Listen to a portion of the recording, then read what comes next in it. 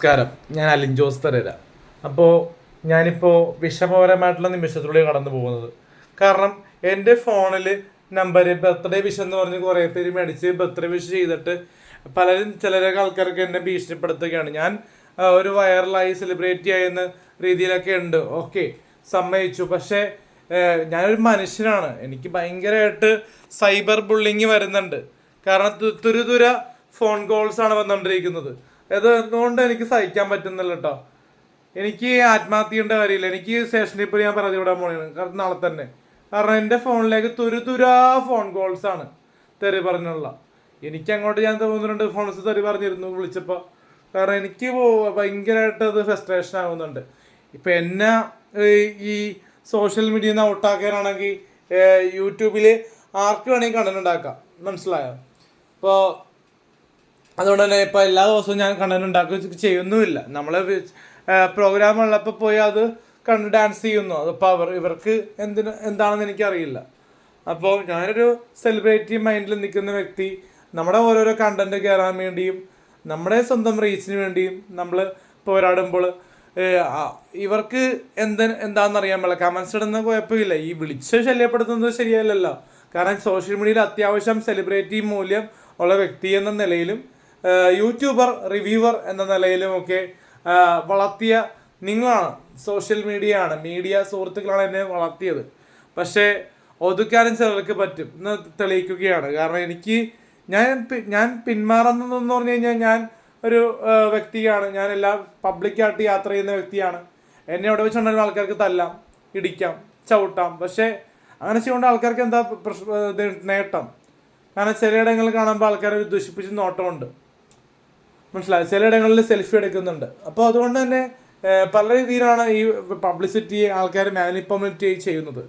പക്ഷെ എനിക്കിപ്പോൾ ഭയങ്കരമായിട്ടുള്ള ദുരൂഹമായിട്ടുള്ളൊരു സാഹചര്യത്തിലൂടെയാണ് ഞാൻ കടന്നു പോകുന്നത്. കാരണം എൻ്റെ ഫോണിലേക്ക് തുരുതുരാ ഫോൺ കോൾസാണ് നിർത്താണ്ട് വിളിച്ചുകൊണ്ടിരിക്കുക. ഒരു മിനിറ്റ് ഗ്യാപ്പില്ലാണ്ട് ഫോൺ എന്നെ വിളിച്ചുകൊണ്ടിരിക്കുക, ശല്യം ചെയ്യുക, ഡിസ്റ്റർബ് ചെയ്യുക. ഇപ്പോൾ ഞാനൊരു കഴിഞ്ഞ ദിവസം ഒരു നടിമാരെ വിളിച്ചു ശല്യപ്പെടുത്തി എന്നൊക്കെ പറഞ്ഞു ഒരു വാർത്ത വന്നു. അപ്പോൾ അതെന്ന് പറഞ്ഞാൽ ജസ്റ്റ് 10 സെക്കൻഡ് വിളിച്ചുള്ളൂ, അല്ലാണ്ട് നടിമാരെ വിളിച്ച് ഞാൻ ശല്യപ്പെടുത്തിയിട്ടില്ല. അങ്ങനെയാണെങ്കിൽ എനിക്കെതിരെ കേസ് കൊടുക്കാം. ഇത് വിളിച്ചോണ്ടേ ഇരിക്കണേണ്. പിന്നെ ഞാൻ ആ ഒരു നടിമാരെ വിളിച്ച് ശല്യപ്പെടുത്തിയിട്ടില്ല ഇതുവരെ. അങ്ങനെ ഹറാസ്മെന്റ് ചെയ്തിട്ടില്ല. അത് ഞാനൊരു മീഡിയയിൽ ഒരു നടിമാർ ഫോൺ എടുക്കുമെന്നറിയാൻ വേണ്ടി കോൾ എന്താ പറയുക സ്പീക്കറിലിട്ട് വിളിച്ചു എന്ന് മാത്രം പറയാം. അത് ഞാൻ മാപ്പ് പറഞ്ഞിരുന്നു ഒരുപാട് വീഡിയോയിൽ. അപ്പോൾ എനിക്ക് പറയാനുള്ളത് ഇത്രത്തോളം ഉള്ളു. കാരണം വേറൊരു വിഷയം എന്നുള്ളത് നമ്മുടെ അഭിലാഷ് ആട്ടായ എന്ന് പറഞ്ഞ വ്യക്തി എന്നെ പറ്റി മോശമായിട്ട് വീഡിയോ ചെയ്തുകൊണ്ടിരിക്കണേ ഇപ്പോൾ. കാരണം എൻ്റെ കൂടെ നിന്നിട്ടും ചതിച്ചു. പുള്ളി ഡീസൻ്റ് ആണ്, പക്ഷേ ചതിയുള്ള കാര്യത്തിൽ ഞാൻ വിട്ടുവീഴ്ചയില്ല. കാരണം പുള്ളിയുടെ കൂടെ ഒരു ഷോർട്ട് ഫിലിം 2 ചെയ്തിരുന്നു. അത് വിളിച്ച് ഞാൻ ഡബ് ചെയ്യും. അല്ലാണ്ട് അതിനെപ്പറ്റി ഓർത്ത് സങ്കടപ്പെടേണ്ട ആവശ്യമില്ല. ഞാൻ പ്രൊഡ്യൂസ് ചെയ്ത വർക്കൊന്നുമല്ല ഷോർട്ട് ഫിലിംസ്. അപ്പോൾ അതിൽ കണ്ടന്റ് ആൾക്കാർക്ക് റിലീസ് ചെയ്ത് പൈസ മേടിക്കേണ്ട ആൾക്കാർ എന്നോട് ഡബ് ചെയ്യിപ്പിച്ചോളൂ. അതെനിക്ക് പറയാനുള്ളൂ. കാരണം ഡബിങ്ങിൻ്റെ പേരിലാണ് പല ഇതിലും ഭീഷണിപ്പെടുത്തണം അഭിലാഷ് ആട്ടെ. അപ്പോൾ യുദ്ധം എന്താണ് ഷോർട്ട് ഫിലിമും എന്താ പറയുക ലോട്ടറി ടിക്കറ്റും ഷൂട്ടിങ്ങും തീർത്തിരുന്നു. ഇപ്പോൾ 2-3 മാസമായിട്ട് ഡബിങ് ഒന്നും തീർത്തിട്ടില്ല. അതെന്താണെന്ന് എനിക്കറിയില്ല. അടുത്ത ഷൂട്ട് ചെയ്യാന്നൊക്കെ പറയണം ഡബിങ്.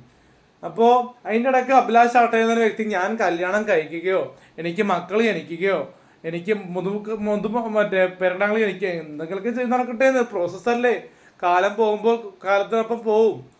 ഓരോ ഏജ് അങ്ങോട്ട് മുന്നോട്ട് പോയിക്കൊണ്ടിരിക്കും.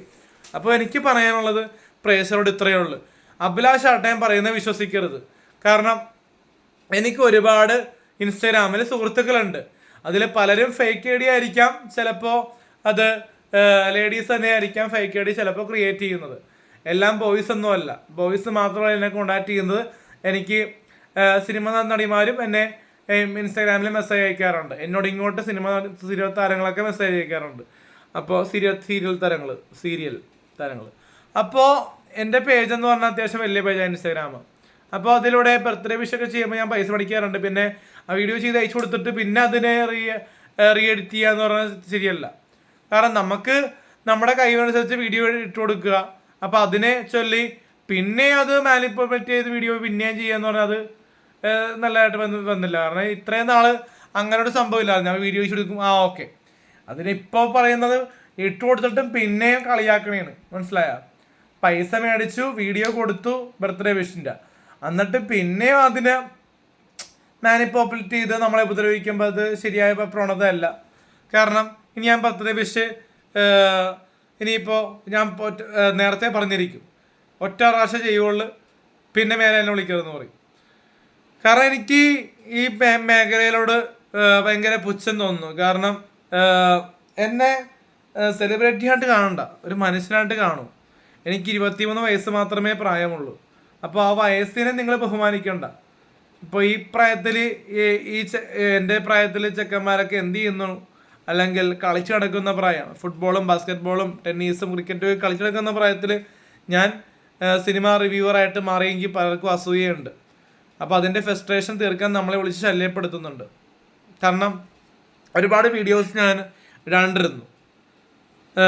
പിന്നീട് നമ്മുടെ റിയ ഷെറി എന്നൊരു വ്യക്തി നമ്മൾക്കെതിരെ സോഷ്യൽ മീഡിയയിൽ ഇൻസ്റ്റയിൽ ലൈവ് ഇടുന്നു, ഫോട്ടോ ഇടുന്നു, അതൊക്കെ തെറ്റാണ്. അപ്പോൾ അതിനെതിരെ ഞാൻ കേസ്, ഇനി റിയ എന്ന് പറഞ്ഞ വ്യക്തി എനിക്കെതിരെ ഒരു ഫോട്ടോ ഇട്ട് കഴിഞ്ഞാൽ പ്രശ്നം ഉണ്ടാക്കും. ഒരെണ്ണം 1 മില്യൺ അടിച്ചു, അത് പ്രശ്നമുണ്ടായി. പിന്നത്തതും എനിക്ക് ആൾക്കാർ ഷെയർ ചെയ്ത് തരുന്നുണ്ട്, വിട്ടു. ഇനിയൊരു പോസ്റ്റ് എനിക്കെതിരെ വന്നാൽ മോളെ റിയ, അലിൻ ജോസ് പെരേര ആരാന്ന് അറിയും. അപ്പോൾ വേറെ കാര്യം പറയാനുള്ളത് അഭിലാഷ് ആട്ടയത്തെ കുറിച്ച് തന്നെയാണ്. കാരണം എനിക്ക് ഫാൻ ഗേൾസ് ഉണ്ടോയെന്നോ എൻ്റെ നേരിൽ കണ്ട് എന്നോട് പ്രപ്പോസ് നടത്തുന്ന ആൾക്കാർ വരെ ഉണ്ട്. അപ്പോൾ അതുകൊണ്ട് തന്നെ ഞാൻ കല്യാണം കഴിക്കുന്നതും ഞാൻ കാമുകിയായിട്ട് കറങ്ങാൻ പോകുന്നതും ഈ ആട്ടായത്തിൻ്റെ പോക്കറ്റിൽ നിന്ന് പൈസ എടുത്തിട്ടല്ല, മനസ്സിലായോ? എൻ്റെ പോക്കറ്റിൽ നിന്ന് തന്നെ പൈസ എടുത്തിട്ടാണ്. കാരണം എൻ്റെ ഡാഡി ഗൾഫിലാണ്, എൻ്റെ മമ്മി അത്യാവശ്യം പൈസയുണ്ട്, പിന്നെ എനിക്കും സ്വന്തമായിട്ട് കുറേ ഏണിങ്സ് ഉണ്ട്. അപ്പോൾ അതുകൊണ്ട് തന്നെ ഞാനൊരു ലക്ഷറി ലൈഫിലാണ് ജീവിക്കുന്നത്. ആട്ടയം ഒരു ചെറിയൊരു കളിയാക്കണമെന്നല്ല, പണി തീരാത്തൊരു വീട്ടിലാന്ന് തന്നെ പറയാം. എന്നിട്ട് പുള്ളി എന്നെ കളിയാക്കുന്നു. കാരണം ഞാനും വലിയ ആളാന്ന് ഞാൻ പറയുന്നില്ല. ഞാൻ എൻ്റെ വീട് 2006-ലോ 2005-ലൊക്കെ മഴ ഇങ്ങനെ പെയ്ത് വീഴുമായിരുന്നു വീട്ടിൽ, മനസ്സിലായ? 2006-2005 കാലഘട്ടത്തിലൊക്കെ മഴ ഇങ്ങനെ ഒറ്റ വീഴുമായിരുന്നു. മഴ ഈ എന്താ പറയുക, നമ്മുടെ ഹാളിലൊക്കെ വന്ന് മഴ വീഴുന്നുണ്ടിരിക്കും ഇങ്ങനെ, മനസ്സിലായ? അങ്ങനത്തെ ഒരു പൊട്ടിപ്പൊളിഞ്ഞ വീട്ടിൽ പണ്ട് താമസിച്ചിരുന്നു.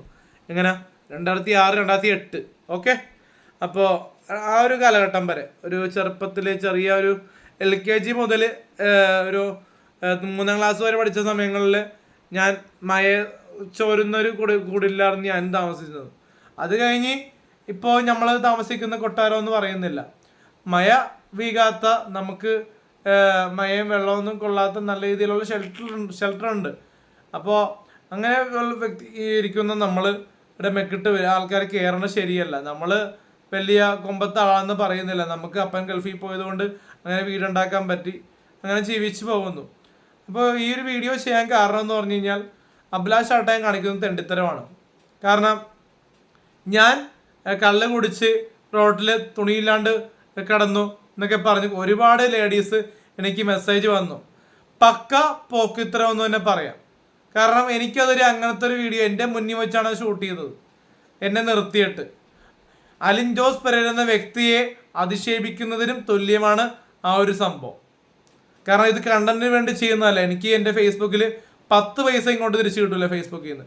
പക്ഷെ എന്നാലും ഞാൻ വീഡിയോ ചെയ്യുന്നത് എനിക്ക് കണ്ടന്റ് ചെയ്യുമ്പോൾ എനിക്ക് പൈസ കിട്ടാറുണ്ട്. പക്ഷേ ഞാൻ എന്ന് പറഞ്ഞ വ്യക്തി എൻ്റെ പറ്റി കണ്ടന്റ് ഇടുന്നത് പൈസയ്ക്ക് വേണ്ടിയല്ല, എൻ്റെ കാര്യങ്ങൾ ജനങ്ങളിലേക്ക് എത്തിക്കാനാണ്.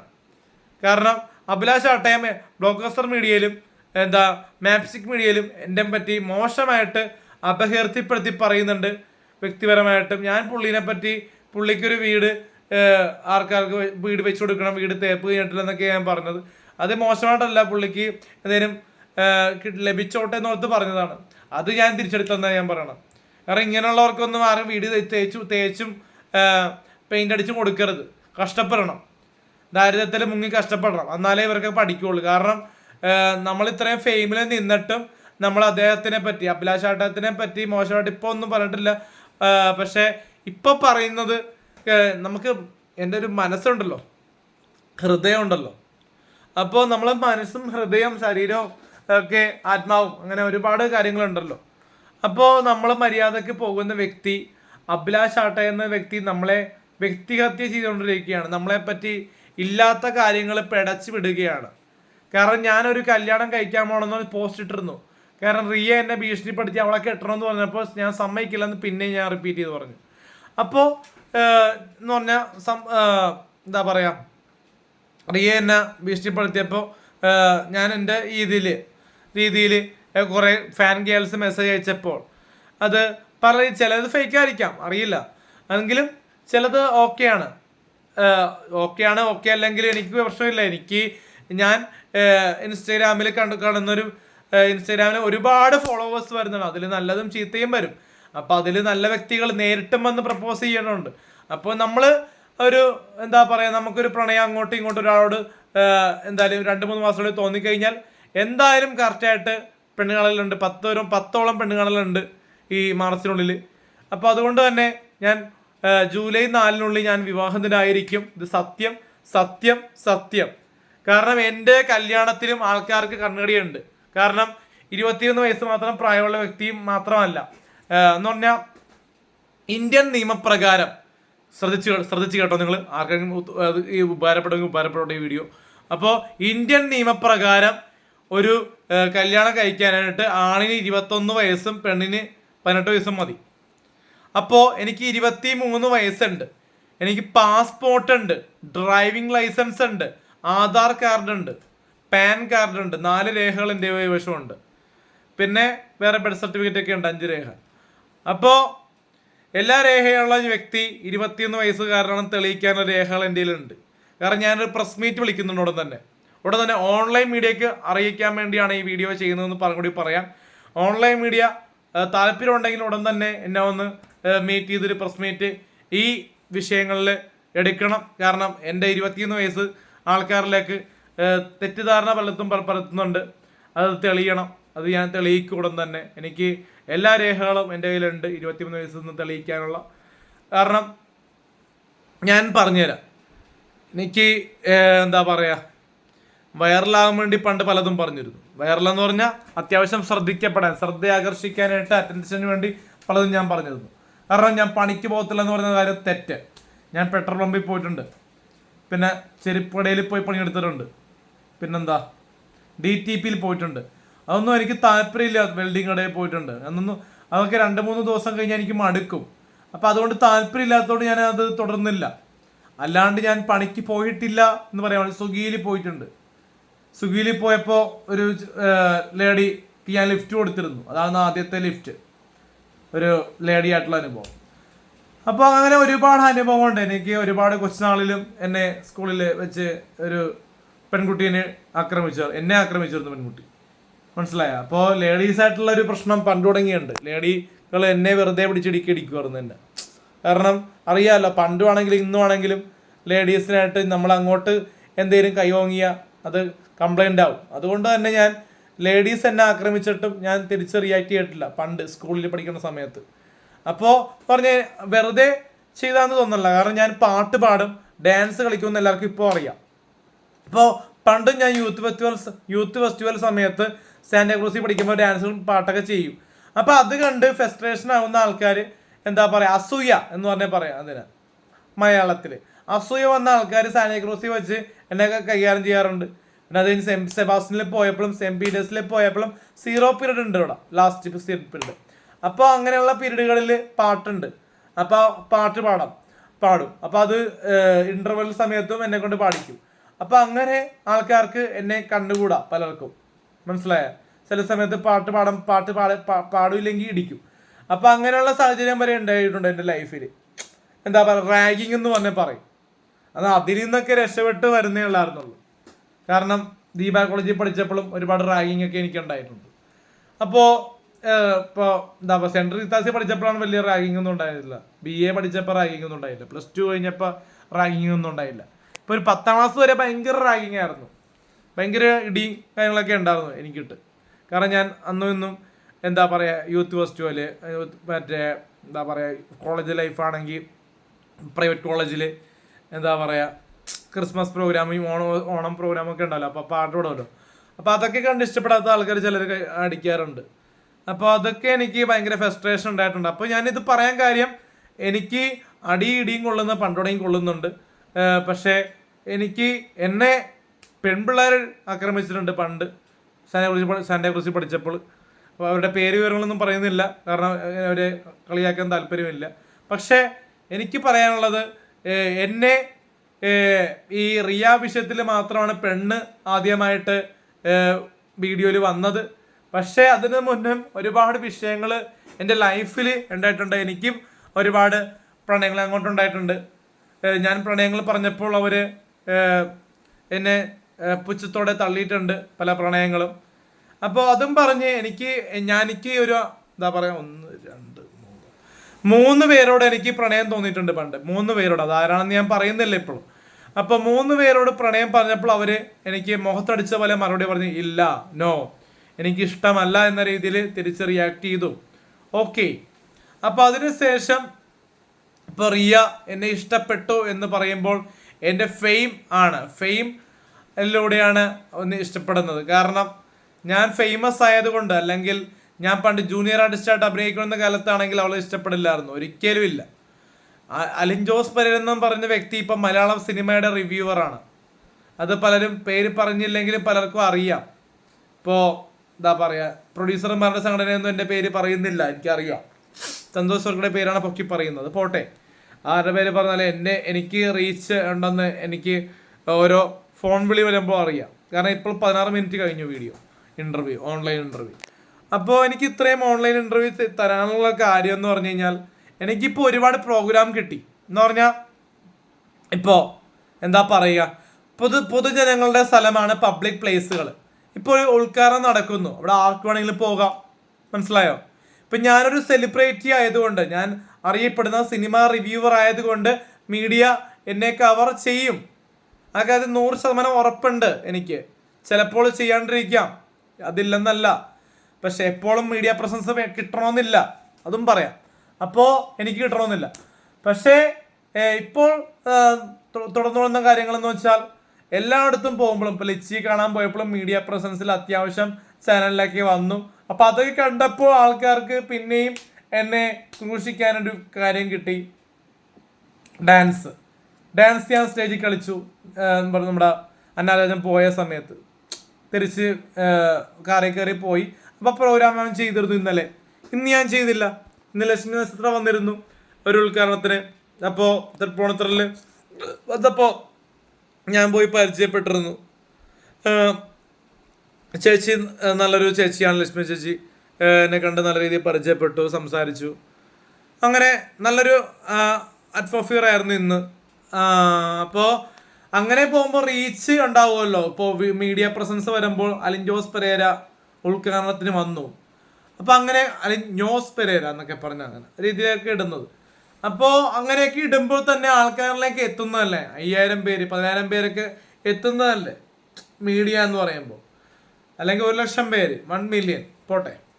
അപ്പോൾ അങ്ങനെയൊക്കെ എത്തുമ്പോൾ ആൾക്കാർക്ക് ഒരു കണ്ണുകടി ഉണ്ടാവും. അത് എന്തിനാണെന്ന് എനിക്കറിയാൻ പാടില്ല ജനങ്ങളെ. കാരണം എന്നെ ഫോൺ ചെയ്യുന്നത് എന്തിനാണെന്ന് ഒരു 100 കണക്കിന് നമ്പറിൽ നിന്നാണ് എന്നെ മാറി മാറി വിളിക്കുന്നത്. ഞാൻ കേരളത്തോട് എന്ത് തെറ്റ് ചെയ്തു ആണ് എൻ്റെ ചോദ്യം. ഞാൻ എൻ്റെ റിവ്യൂ പറഞ്ഞ് മാന്യമായിട്ട് നടക്കുന്നു. ഇത് കാണാണ്ടിരിക്കാമല്ലോ. ഇപ്പം ഞാനിടുന്ന വീഡിയോസ് ആണെങ്കിലും ആൾക്കാർക്ക് സ്കിപ്പ് അടിച്ച് പോകാം, വ്യൂസ് കിട്ടില്ല. ഞാൻ ഇരുന്ന് കാണുന്നതുകൊണ്ടാണല്ലോ വ്യൂസ് കിട്ടുന്നത്. കാരണം വ്യൂസിനും ലൈക്കിനും വേണ്ടിയാണല്ലോ മീഡിയയിലൂടെ ഒരു കോമാളി ഇമേജാണ് എനിക്ക് കിട്ടിയത്. കാരണം അതൊരു ബഹുമതിയല്ല, അത് ആൾക്കാരാണ് കോമാളി എന്ന് വിളിക്കുന്നത്. കാരണം ആൾക്കാർ കോമാളിയായിട്ട് കാണുന്നില്ല പലരും.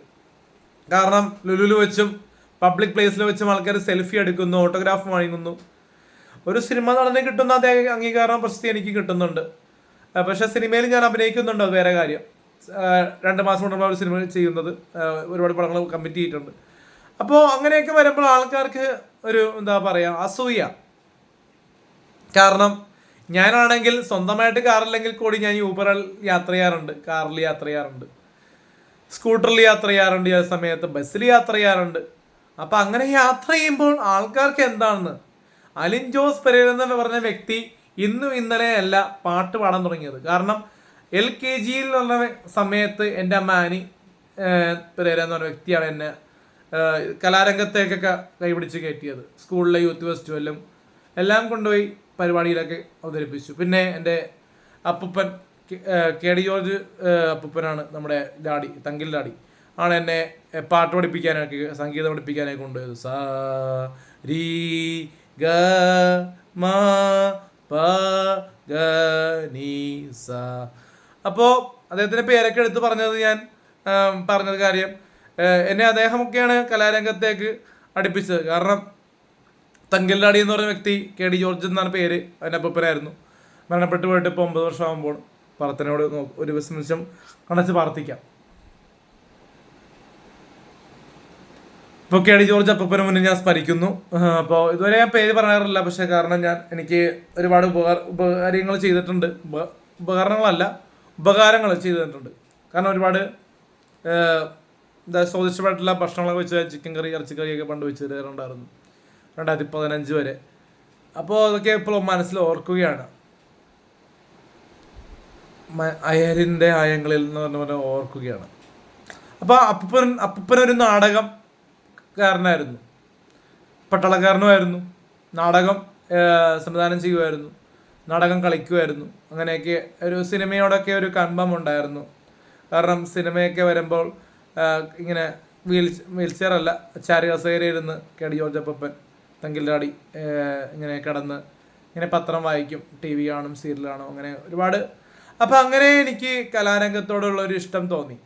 പിന്നെ എൻ്റെ അങ്കിള് ലാൽമോൻ അങ്കിള് ഒരു CD കൊണ്ടുവന്നു പണ്ട് 2010 കാര്യസ്ഥൻ എന്ന മൂവിയുടെ പേര്.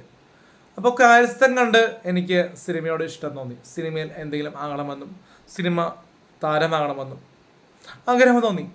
അങ്ങനെയാണ് ഞാൻ ഈ ലോകത്തിലേക്ക് മൊത്തം എത്തിപ്പെട്ടത്. അപ്പോൾ റിവ്യൂവിലേക്ക് വന്നേ പിന്നെ ഒരുപാട് വിവാദങ്ങളുണ്ടായി. ഒരുപാട് നടന്മാർ നമ്മളെ സഹായിച്ചു. പൈസ തന്നിട്ടല്ല, ഒരുമിച്ച് റിവ്യൂ പറഞ്ഞു. നമ്മുടെ വിനയ് ഫോർട്ടിനൊപ്പം റിവ്യൂ പറഞ്ഞു, ഷൈൻ ടോം ചാക്കോ, മാലാപാതി ചേച്ചി, അങ്ങനെ ഒരുപാട് പേര്. അപ്പോൾ അങ്ങനെ ഇപ്പോഴും ഒരുപാട് ആർട്ടിസ്റ്റുകൾക്കൊപ്പം നമ്മൾ വേദിയിൽ പെർഫോം ചെയ്യുന്നു. അപ്പോൾ ഒരുപാട് പേർക്ക് അതിൽ അസൂയ ഉണ്ടാവും. അതിലെനിക്കൊന്നും പറയാനില്ല. പക്ഷേ എന്നെ വിളിച്ച് ശല്യപ്പെടുത്തുന്നവരോട് എനിക്കൊന്നേ പറയാനുള്ള, കേസ് കൊടുക്കും. ഇനി എന്നെ വിളിച്ച് ശല്യപ്പെടുത്തുന്നവർക്ക് എൻ്റെ നമ്പർ കൊടുത്തിട്ട് സൈബർ സെല്ലിനോട് ചോദിക്കും, സാറേ എനിക്ക് എന്താണ് ചെയ്യാമെന്നറിയില്ല, തുരുതുര വിളിച്ചിട്ടിരിക്കുകയാണ്. കാരണം എനിക്കൊരു എന്താ പറയുക, പൊട്ടപൊതിക്കാന്നൊന്നും വൈറലാന്ന് തോന്നിയത്. കാരണം ഈ ഫീൽഡിൽ നിന്ന് മാറാനും പറ്റുന്നില്ല. കാരണം ഇപ്പോഴും മാറുമില്ല.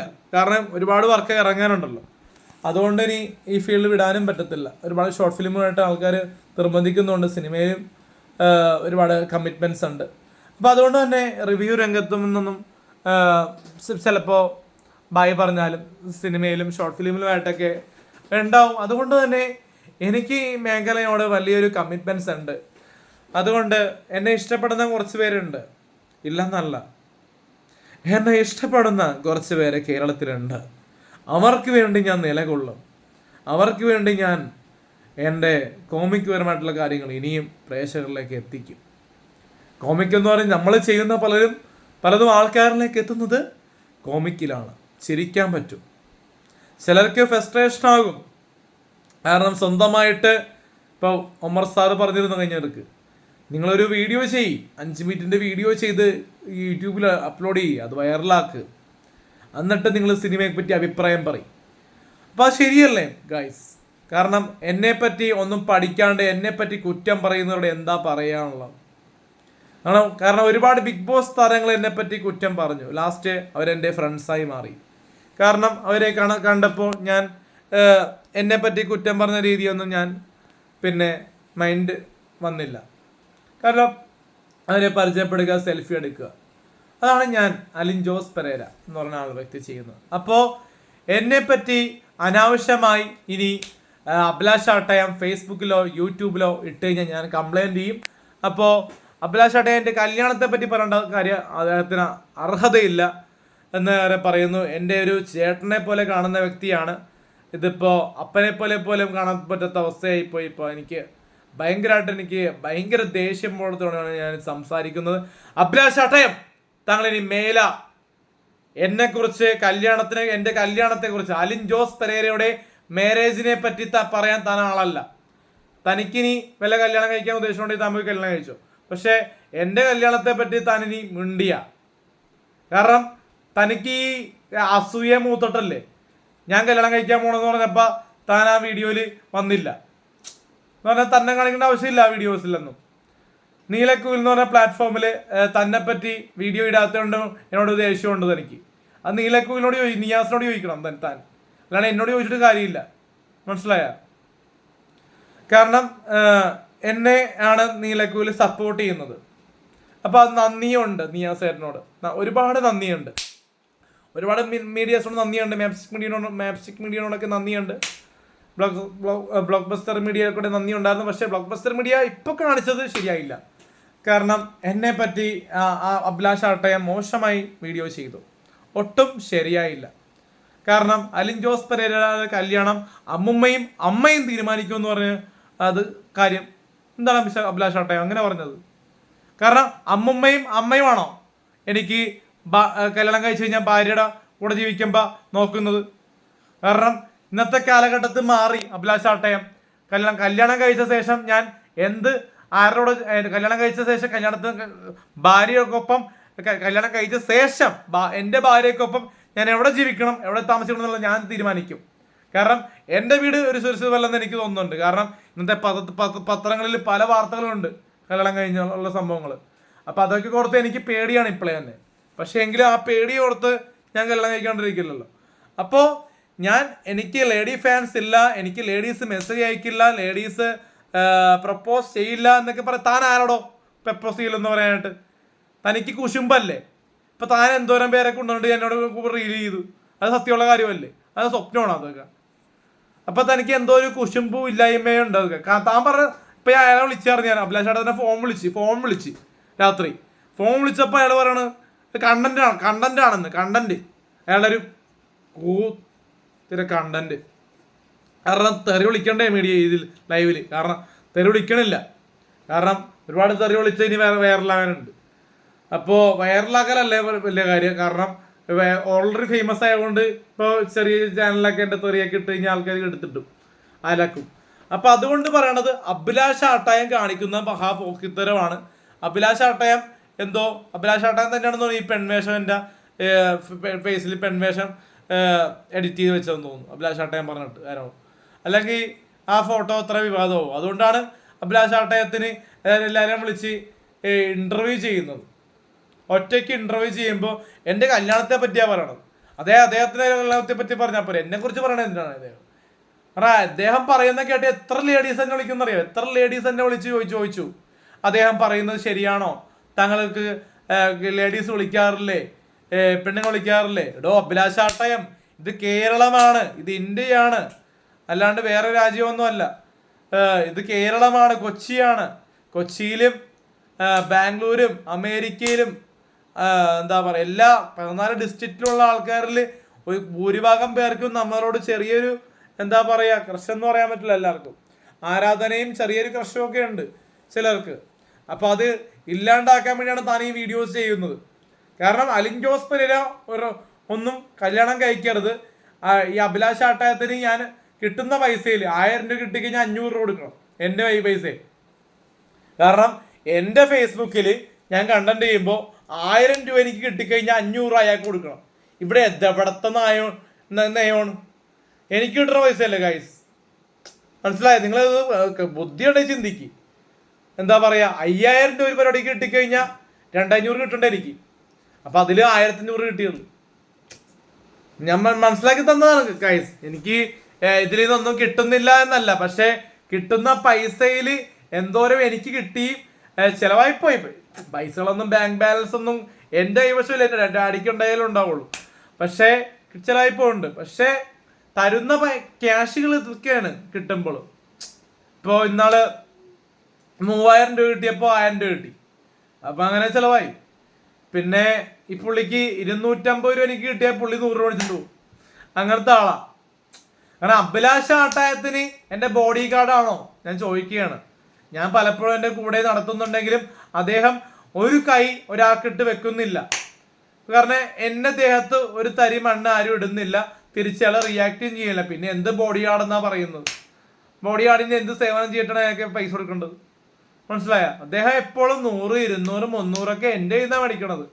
ഒരു പാവപ്പെട്ട റിവ്യൂവറിന്റെ കയ്യിൽ നിന്നാണ് അദ്ദേഹം പൈസ മേടിക്കണത്. മനസ്സിലായ? കാരണം റസാഖ് പട്ടാഞ്ചേരി എന്ന് പറഞ്ഞ ഒരാളുണ്ടായിരുന്നു, അദ്ദേഹം ഒന്നും മേടിക്കുന്നില്ല.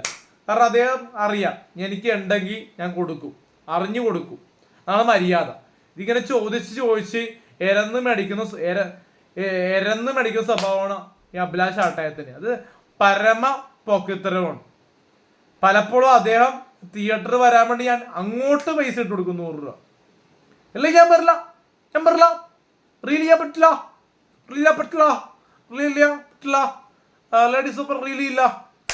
എന്താന്നറിയില്ല. ലേഡീസ് ഒപ്പം അത്യാവശ്യം റീൽസ് ചെയ്തിട്ടുണ്ടല്ലോ, ഇനി ലേഡീസ് ഒപ്പം റീൽസ് ചെയ്യണ എന്തിനാണ്? പിന്നെ എന്നാലും ഒരുപാട് കണക്ഷൻസ് എല്ലാം കൊണ്ട് വന്ന് റീൽ ചെയ്ത് പോകുക എന്നുള്ളതാണ്. പക്ഷേ എനിക്കല്ലാണ്ട് തന്നെ ഇപ്പൊ ഷിയാസ് ചേട്ടനെ കല്യാണത്തിന് പോയപ്പോൾ തന്നെ ഒരു ലേഡി, രണ്ട് ലേഡീസ് എൻ്റെ ഒപ്പം ഡാൻസ് ചെയ്തു, എൻ്റെ ഒപ്പം ഡാൻസ് ചെയ്തു. അപ്പോൾ അറിയാമല്ലോ, റീച്ച് വേറെ ലെവലായി. അപ്പോൾ അങ്ങനെ ഇപ്പോൾ അഭിലാഷ് ആട്ടയെ സെറ്റ് ചെയ്യാണ്ട് തന്നെ ഒരുപാട് റീൽസ് എനിക്ക് ചെയ്യാൻ പറ്റി. അല്ലാണ്ട് എനിക്ക് മോശം ചിന്തകളൊന്നുമില്ല, റീൽസ് ചെയ്യണം, പോകണം, ഇത്രേ ഉള്ളൂ. പക്ഷേ ഇപ്പോൾ കഴിഞ്ഞ ദിവസം ഒരു റീൽ ചെയ്തു, ഇപ്പോൾ ചെറിയ പെൺകുട്ടിയായിട്ട് റീൽ ചെയ്തു, അത് ഇപ്പോൾ കേസ് കൊടുക്കാൻ പോകണമെന്ന് പറയുന്നത്. അത് അറിയില്ല. എന്താ വെച്ചു, എന്തായാലും അഭിലാഷ് ആട്ടയെ ഇനി എൻ്റെ കല്യാണത്തെ പറ്റി എനിക്ക് കല്യാണം നടക്കില്ല എന്ന രീതിയിലും അവൻ്റെ അമ്മമ്മയെ അപ്പപ്പന രീതിയിൽ എന്നൊക്കെ പറയേണ്ട ആവശ്യമില്ല. അലിൻ ജോസ് പെരേര എന്ന വ്യക്തിക്ക് 23 വയസ്സായി, പ്രായപൂർത്തിയായി, വ്യക്തമായിട്ട് സ്വന്തമായിട്ട് എല്ലാ ജില്ലകളിലും യാത്ര ചെയ്യുന്ന വ്യക്തിയാണ്. അപ്പം അതുകൊണ്ട് തന്നെ സിനിമ കരിയറാണ്, സിനിമയിലുള്ള ആൾക്കാരെ അറിയാം, സിനിമയും ഷോർട്ട് ഫിലിമായിട്ട് ബന്ധപ്പെട്ട കുറേ ആൾക്കാരുണ്ട്. പിന്നെ അതെ, എന്നെ ആരാധിക്കുന്നതും കുറേ പേരുണ്ട്, എന്നെ കർഷടിക്കുന്ന കുറേ പേര്. അങ്ങനെ ആരെ വേണമെങ്കിലും എനിക്ക് കെട്ടാം, ഞാൻ കെട്ടിക്കോട്ടെ. ഞാൻ കെട്ടിയാലും കെട്ടിയില്ലെങ്കിലും ഈ പ്രേക്ഷകർക്കും ജനങ്ങൾക്കും ഒന്നും പോകാനില്ല, അഭിലാഷ് ആട്ടയത്തിന് ഒന്നും പോകാനില്ല. അപ്പോൾ ഞാൻ നിർത്തുകയാണ്. അപ്പോൾ ഇനി മേല അഭിലാഷ് ആട്ടയം എന്നെ പറ്റി, കല്യാണത്തെ പറ്റി ഒന്നും പറയരുത്. പിന്നെ അഭിലാഷ് ആട്ടയം പറയുന്നു കല്ല് കുടിച്ച് റോട്ടെ മുണ്ടുരിഞ്ഞു പോയി എന്ന് പറഞ്ഞു അലിൻ ജോസിന്റെ. അത് എന്ത് പോക്കിത്തരോ തെണ്ടിത്തരോടോ അഭിലാഷ് ആട്ടയം, താനെന്താ ആരത്തരമൊക്കെ വിളിച്ച് പറയണം മീഡിയയിൽ കൂടി. ഞാനെന്താ കേൾക്കില്ലെന്ന് ഓർത്തത്, എന്താ മണ്ടനാന്ന് ഓർത്തതാൻ. കാരണം ഇത്രയും 32 മിനിറ്റ് ഞാൻ ഇപ്പോൾ സംസാരിക്കണം. കാരണം സന്തോഷ് വർക്കിനെ പോലെ എല്ലാ ദിവസവും വീഡിയോ ചെയ്യുന്ന ആളല്ലേ. എല്ലാ പുള്ളി എന്നോ പടങ്ങിയെന്ന് തോന്നുന്നു, പുള്ളി നണ്ടാണിമാരുടെ നമ്പർ പുള്ളിയാണെന്ന്. പക്ഷേ ലാസ്റ്റ് പുള്ളി ഒന്ന് സംസാരിക്കാണ്ട് പുള്ളി അത് പടങ്ങി. അത് കുഴപ്പമില്ല, പുള്ളി പടങ്ങിയിരിക്കട്ടെ, അല്ലാണ്ട് ഞാൻ എന്ത് പറയാനാണ് ഇപ്പോൾ. കാരണം എനിക്ക് എൻ്റെ പ്രായത്തിലെ ആൾക്കാരുടെ സുഹൃത്തുക്കളുണ്ട്. കാരണം എന്നെക്കാളും പ്രായം മൂത്ത ചേട്ടനാണ് സന്തോഷ് വർക്കി സാറ്. അപ്പോൾ പുള്ളി മിണ്ടട്ടെ, അതാണ് എന്ത് പറയാനാണ്. പുള്ളി പണക്കം മാറട്ടെ എന്ന് ഞാൻ പ്രാർത്ഥിക്കുന്നു. പക്ഷെ അഭിലാഷ് ആട്ടയം കാണിക്കുന്ന പരമ പോക്കിത്തരമാണ്. എന്തായാലും കല്യാണത്തെ പറ്റി അനാവശ്യമായിട്ട് ഇനി വീഡിയോ ചെയ്യരുത്. കാരണം എനിക്ക് കല്യാണം കഴിച്ച് ജീവിക്കണമെന്ന് ആഗ്രഹമുണ്ട്. അഥവാ കല്യാണം നടന്നില്ലെങ്കിൽ അഭിലാഷ് ആട്ടയത്തിനെ ഞാൻ എന്താ പറയുക, പൊതുവഴി വെച്ച് കരണടിച്ച് പൊളിക്കുകയുള്ള, മനസ്സിലായ? പൊതുവഴി വെച്ചും മീഡിയ പ്രസൻസിൽ കരണടിച്ച് പൊളിക്കും ഞാൻ. ആണ്ട പറഞ്ഞാൽ ഇനിയൊരു വീഡിയോ ചെയ്ത് കഴിഞ്ഞാൽ, അല്ല കല്യാണം നടക്കുന്നല്ല ഞാൻ പറഞ്ഞ, ഇനിയൊരു വീഡിയോ എന്നെപ്പറ്റി ചെയ്ത് കഴിഞ്ഞാൽ, എന്നെ അപഹൃത്തിപ്പെടുത്തി കഴിഞ്ഞാൽ, അഭിലാഷ് ആട്ടയം പൊന്നാര ആളെ നൻപക്ക് ഗൊത്തില്ല എൻ മകനെ. അപ്പോൾ കാരണം ഒടിച്ച് ഞാൻ പൊളിക്കും. മീഡിയ എന്ന് ഞാൻ നോക്കില്ല. കാരണം മീഡിയയും ഇപ്പോൾ പോലീസിനെയും പേടിയുണ്ട്. പക്ഷേ തെറ്റിയിട്ടുണ്ടെങ്കിൽ അറസ്റ്റ് ചെയ്യും. കാരണം തെളിവുണ്ട്. അടി കൊടുത്തിട്ടുണ്ടെങ്കിൽ ചിലപ്പോൾ എന്നെ അറസ്റ്റ് ചെയ്യും. എന്നാലും കുഴപ്പമില്ല. കാരണം മീഡിയ ഇതിൽ ലൈവിൽ പറയണേ. കാരണം ഇനി എന്നെപ്പറ്റി കല്യാണത്തെ പറ്റി ഒരു പോസ്റ്റ് അഭിലാഷ് ആട്ടത്തെ കണ്ട മീഡിയയുടെ മുന്നിൽ വെച്ച് കാരണം ഒടിച്ച് ഞാൻ പൊളിക്കും ഒരു ദിവസം. ആ തിയേറ്റർ വെച്ചായിരിക്കില്ല, വേറെ പൊതുവെ വെച്ചായിരിക്കും. മീഡിയ സൈഡിൽ നിർത്തും ഞാൻ, അറിയാണ്ട് ഷൂട്ട് ചെയ്യിപ്പിക്കും ഞാൻ. കാരണോടത്തിൽ അടിക്കണം. കാരണം ഇത്ര നാളായി നമ്മളെ കിട്ടുമെന്ന് ഒരുപാട് വീഡിയോ ചെയ്തിട്ടില്ല. പക്ഷേ ഇപ്പോൾ വീഡിയോ ചെയ്യണേ. താങ്ക് യു, നന്ദി, നമസ്കാരം. Thank you.